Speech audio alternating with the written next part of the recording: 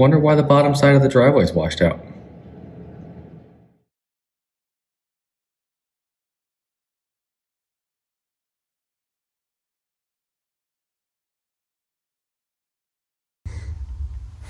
So here I am in the crawl space. I've mounted a second switch, and basically this is the home run coming from the IT room. Is jumping out going to this one. I needed some more ports because I want to add a hard line to my bedroom, which is on the other side of the wall here. I wanted to add one to the living room rack, which is right below us, and I wanted to add another camera, which is powered by PoE. Now it may make sense, or you know, most people might think if you need another one, just go with a bigger one, right? But all the bigger ones are powered by 120 volts from the wall. And the problem with adding one of those is then you need a UPS so that the switches stay running if the power goes out. Whereas this is powered by PoE from the switch, and this is getting its power from this one. And hopefully this isn't an overloading thing. I guess I'll find out when I get the other stuff plugged in. But basically, if the power goes out, these stay on and the security stays on as long as my battery backup keeps running. And basically all the computers are set to shut down within, if the power stays off for 5 minutes or so. And then that UPS will stay running for quite some time after everything else shuts down. But basically that's how this goes. This line is going to jump off to another camera. All the cameras are going to be on this single switch because they're only 100 megabit connections. They're not gigabit, and they don't flow a lot, so it won't choke anything down. The AP in the living room runs off of this one because it can use the gigabit connection. And basically, there's two switches that are powered by PoE, but they don't pass PoE like these ones. One's going to go in the bedroom, one in the AV rack. Those are both powered by PoE, and so those will plug into here because I also prefer those to have gigabit connections back to the rack. If it turns out that running another switch and all the other gear off of the one line coming into here is too much, then I'll just buy some Ethernet and I'll make some runs, and there'll be 2 home runs going back to the rack. So I have this one run downstairs. I just poked a hole. You can't see. Basically, a little bit behind me, I just used a paddle bit, went through into the ceiling in the living room, a hole straight through. I got this one running into my desk, and it's just a simple small hole in the wall. I will get wall plates for this stuff. Right now I'm just kind of getting it in place. But basically the AP kept rebooting, so it was overloading the switch, so I do have to run another line back to the IT room. So right now the internet, basically one will be for the internet and the other one will be for security. I could actually probably speed things up by kind of trying to balance the load between the two, but I figured it'd be, as far as the layout of things go, it'd be easier to have one for security, one for the internet. All right, so it turns out, I went and I ran this line down to the living room, and it's going to the entertainment rack. This white one goes into my bedroom, and it goes to a little switch on the desk. And I went ahead and this isn't outside, it's just kind of in here to test to see if everything goes well. And it was overloading this switch. The AP running off of it was power cycling. So with this unplugged, the power cycling stopped, which means I have to run a second line into here. No big deal. I thought I probably had to anyway. I was just kind of hoping that I wouldn't have to. So that's what I'm going to do next. And then I'll deal with the camera tomorrow when I have light outside. But with everything on there, yep, too much for one. So that's the next step, is to just get the new line run. All right, so I'm about to run the Ethernet back to the IT room through the little crawl space, past the giant subwoofer. And I got the coil here, and I got a couple tips for you. One, under your cables so they don't twist. If you don't know what it is, look it up. It's super easy, super great. If you do that with all your new cables, especially on a warm day, you'll never have a problem. The other one is when you're pulling coils up and they're not on a reel or something that's on an axle, set it up so you can pull your cables straight up off the ground. That way it doesn't twist up and tie itself in knots as you pull it. So yeah, I'm gonna have to pull the rest of it through the handle here, but when I'm inside the wall, I'm not gonna have to climb back out to untie a knot out here. I'll be able to just pull it all the way to where I'm going, plug it into the patch panel on the rack, and then come back out here, pull the rest through it, and stick it on the switch on the other side of that wall. And while we're here, I'll show you, I got the other small switch in here in my drawer. I got my Apple TV, the stereo system's DSP, and I charge headphones and whatnot in here for a nice clean desk. But yeah, I'm gonna run this into the crawl space now. All right, so here I am in the IT room. Cables ran, kind of comes out the hole that all the other stuff I'm sticking in goes into, so it's time to go in the rack. And I think I have 3 open ports on the back side of this patch panel.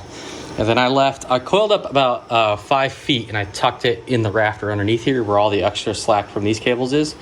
That way I have a little bit of a, basically a service loop to work with. Yeah, I'm gonna plug it in here, then we'll go back in the crawl space, plug it in, and we should have security backup any minute. I figure while I'm back here, I might as well show you something I got going on. So we got the HDMI cable coming out of the Mini, that's the non-critical Mac Mini, and it's going into what's called a decimator. It's a company that makes format converters, basically flipping stuff from HDMI or changing EDID, scaling stuff, whatnot. But basically, so it's coming in and it's coming right back out and going over to the monitor on the other side of the room. And then it has an SDI signal coming out and going to that monitor up there. I did have just a generic HDMI splitter plugged in, but it wasn't handling EDID very well. Basically, the computer that was plugged in kept getting confused about whether it was that 4K monitor over there or a 1080p monitor over here. So by doing this, this gives the computer an EDID, and then this just gives the monitor whatever I tell it to give the monitor on the other side of the room. And then this, same way, it just spits out whatever feed I tell it to. So the computer only knows that this is in the signal chain. It doesn't know about the other monitor or the monitor up there. And that solves that problem of the computer getting confused.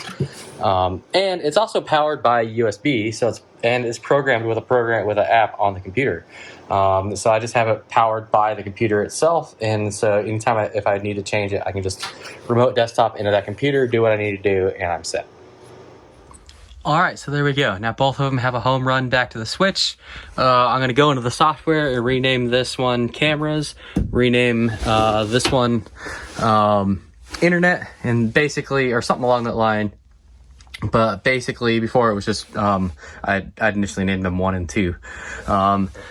And I'm probably going to take them off real quick and write on the backside what they are, just for future reference. And then at some point, I was actually just pricing today Ethernet and all the various little things. I have a big old coil of extra cable. I have some cables that are a little bit short. They should actually be run properly around that way. But you can see down here, I have a big coil of extra cable on that run. So I just need to get a box of Ethernet and a bunch of J hooks and whatnot, and some Keystone stuff, and basically just make new cables to run from in there down to here to the right length. They can come all the way across and drop straight down, and I can avoid this kind of dumb stuff, and all that little thing to make it a proper install instead of a couple of things like these ones. The red one is too long. The blue one's just barely long enough. All that kind of stuff to make all this stuff the right length, and clean this up a little bit, and then these other cables can just be for temporary use and whatnot. But in the meantime, I got all that done. I have one extra port here. Everything's all up and running. Should be solid. And one last thing, as I was leaving the crawl space, the cable's kind of drooping in front of the door, so I just peeled back the drywall mesh and just made a quick little cable tray for it, so it's tucked up out of the way on my way through this door, which, I mean, I don't go through a lot, but on my way through the door, I won't snag it, won't get caught on it, none of that kind of dumb stuff. So the single wire hanging down looks kind of dumb, but it is tucked in the corner. And now the streaming box and there's actually a computer in that rack. They're on the wired network, so the computer should stop dropping off, and overall Wi-Fi speeds will improve when streaming. So I'm getting this corner a little bit closer. This is actually pretty smooth now, all the way up to the edge for the bulk of it. Just kind of, I'll need to do a little bit of work right in here, and so on and so forth. Basically, it's almost to the edge the entire way around. There's still a few more spots here and there, but it's getting pretty close. I can't really go into the frame a whole lot yet because the window was delayed by a whole week. So that glass should show up in a few more days. And when it does, I can remove all of this interior window stuff, and then I can start working my way inside. I kind of stopped over here. I do need to do some sanding and get this touched up a bit. But basically, I stopped here and once I can get that window in, I can remove this green piece. It's added on, and then this will go all the way to the back here. And I'm sure this will be a wild pain in the butt to deal with, but I can, especially down here where there's something going on, maybe some rotting. I don't know if it's maybe it's more plaster that's been ripped off. I need to get in this corner a little bit, but other than that, it's coming along slowly here and there. I have some weird stuff. I think because this wall is so cold that this stuff isn't curing as well, because I had some of the previous layer over here kind of peel up a bit. And it was a super thin layer, but it kind of peeled up when I hit it with some new stuff. So one of the next tasks is to just go along and sand everything here. This is definitely coming along nicely, just kind of adding a little bit here and there. So I need to just let that cure. But it's doing okay so far. I think I need to go around and vacuum again. But while that sets, I got some other small projects to do around the house.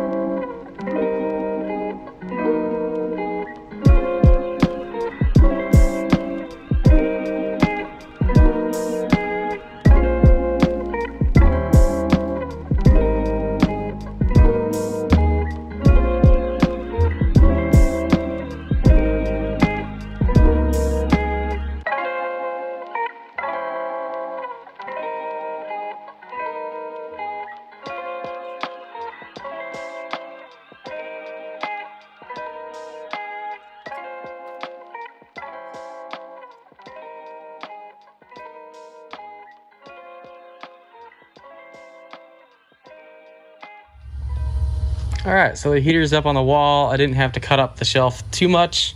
I didn't really want to cut this and then move it over and deal with trying to get something halfway passable. But so I just put it above there. That's fine. I do need to get a ceiling fan, and that'll take care of the lower part of the room. But either way, it's up there.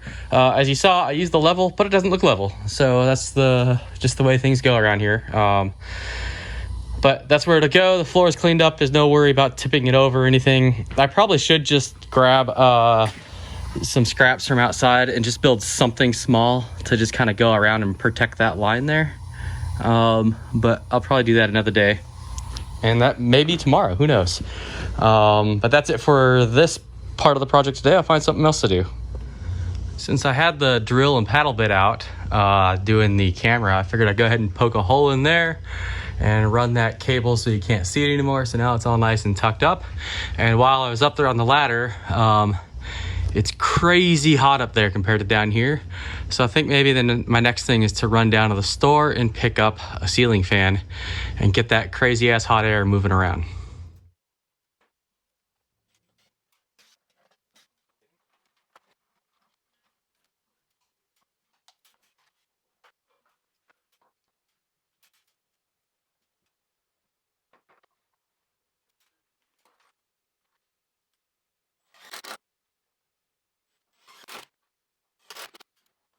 All right, so the motor is up, it's wired, it turns on, which is far more than the other one did. So I need to attach the fan blades now. I just need to screw them to the brackets, pop it in place, and then I can get the air moving in here. I happen to find this one was at Home Depot for a whopping $50. So it's not great. I mean, it's a single speed, but it'll do exactly what I want it to do, and it fits the budget because this room, you know, in a couple of years be torn apart and redone. So it's just fine that it's not an expensive one or a nice one for now. When I do redo the room, I'll probably get one that has a lot bigger blades on it or something like that to, you know, move more air more easily. But either way, that's done. It's crazy hot up there, so it'd be nice to get that air moving around here. And next step is to, attach the blades and get the thing spinning and moving some air.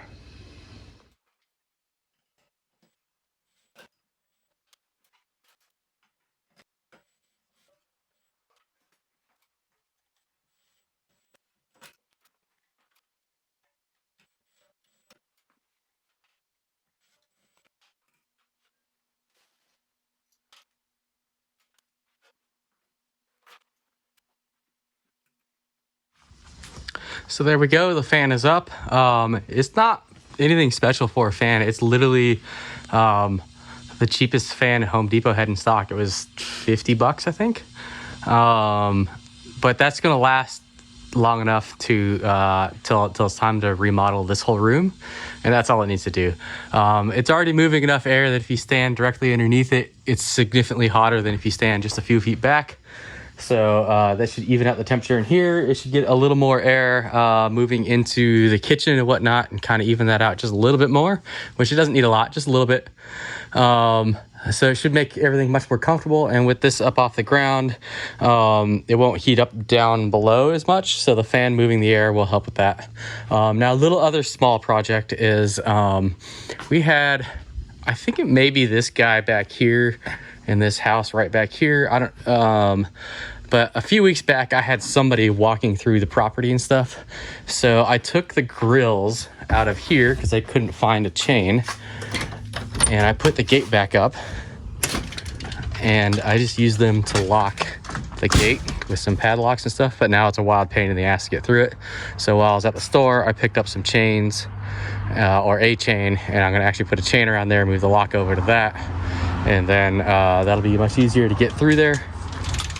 And I also picked up some brown spray paint so I can paint the box for the deliveries out front, so it kind of blends into the house a little better, and then hopefully people actually read the sign and put the stuff where it belongs.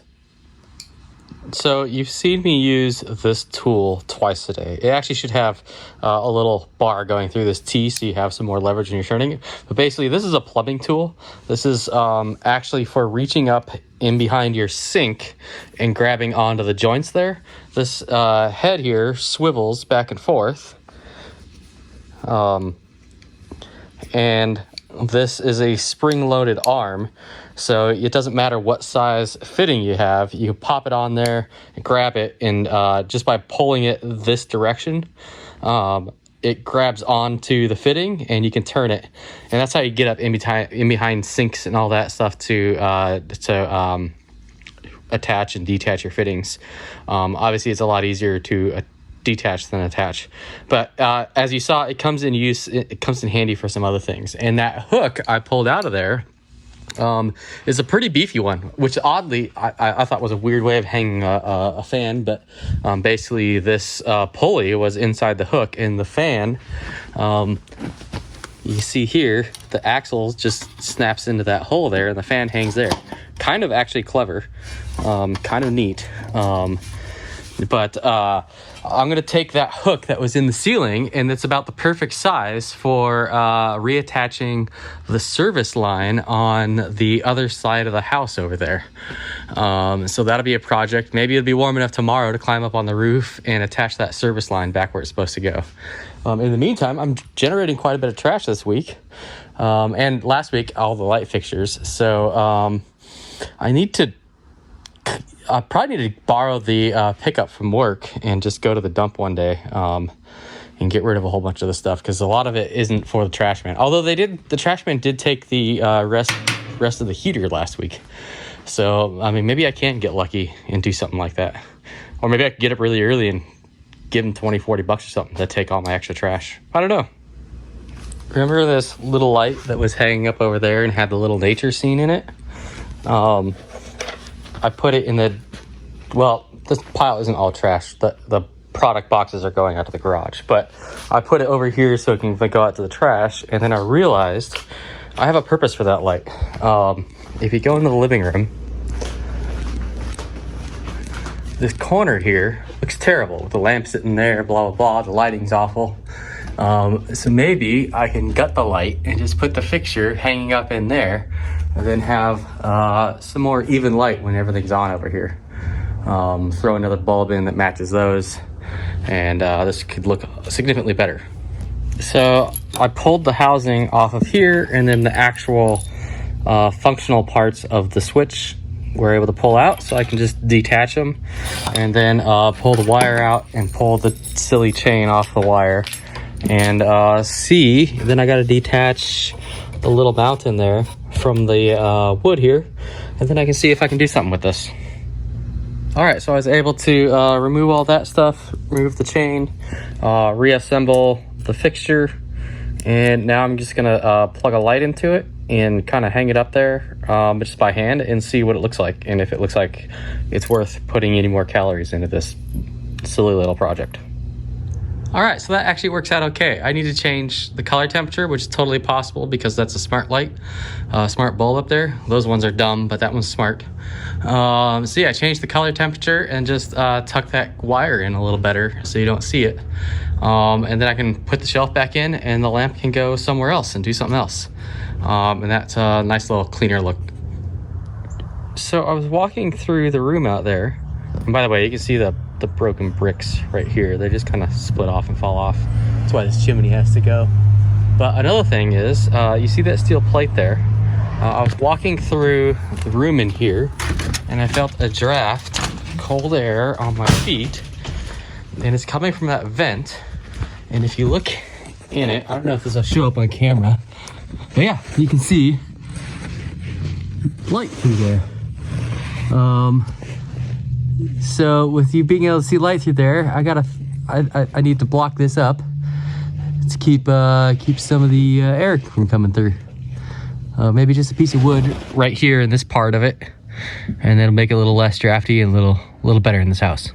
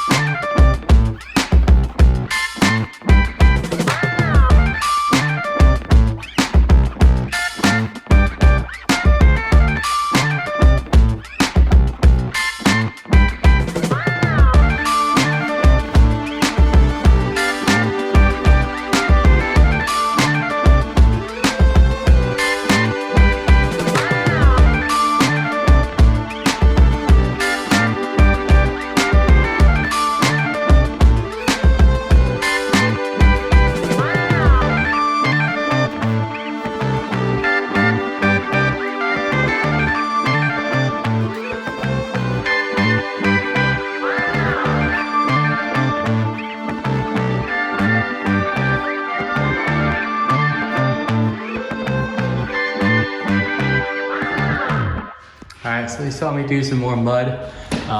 So it's getting closer, getting better. I forgot to do the little corner up in there, but that's okay. I'll deal with that tomorrow. That long swipe I did over there was very, very satisfying, and it's nice and smooth looking. So I think that's my last one to do on here, and as well as down here until I can get this window out and get the other one replaced and whatnot.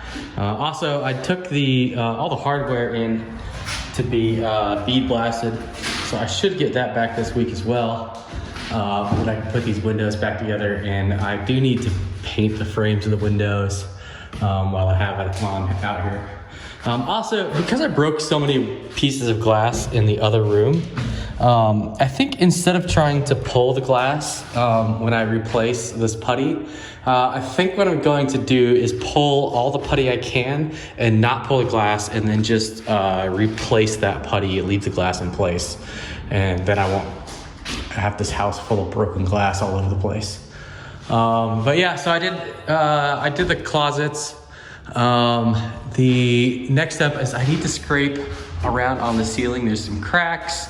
I probably got to dig in a little bit here where there's some water damage, probably from that patch in the roof when the branch fell on the roof. But in the meantime, I'm gonna let this coat dry. This one, I did a much thinner coat, which means I'm getting closer to being able to prime it. And even if I have to, if I get this half of the room done first, I'll just prime like half the room and then come back.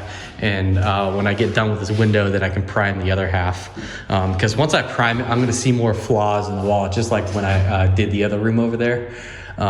So being able to get a head start on this side would be nice.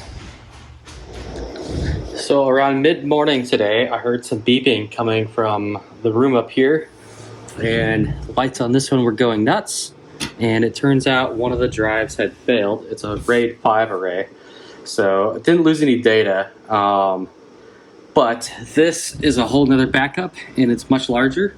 So I just kind of repointed the computer over to that one. So instead of a 12 terabyte backup, it's now a 16, which is fine because at the rate I'm creating video, I'm gonna run out of space on this one anyway. So now what I'm gonna do is I'm gonna take these 3 drives and pop one into each one of these. And so those will go from 6 terabytes each to 10 terabytes each. And then I have a few drives sitting around still, and I'm gonna toss them in there. And basically what that gets is a crazy safe 10 terabytes of storage and a kind of safe 20 terabytes. So 10 terabytes is kind of my soft limit. And basically I'll do a setup where I repoint my weekly backup over to here or something like that. I just need some more drives, and I can make that much bigger. But basically, like, it can be crazy safe because it's a Ceph file system, so everything's kind of shared between them. And if one goes down, I don't lose any data. If a single drive goes down, I don't lose any data. Kind of stuff like that. Multiple drives can fail, and I should be okay. But what I'm going to do right now is power them down one by one, and I'll probably show the rest of this in a different video. But add those in there, and then in the other video I'll show the process of adding drives and removing drives and whatnot. It's totally easy to do that with the Ceph file system.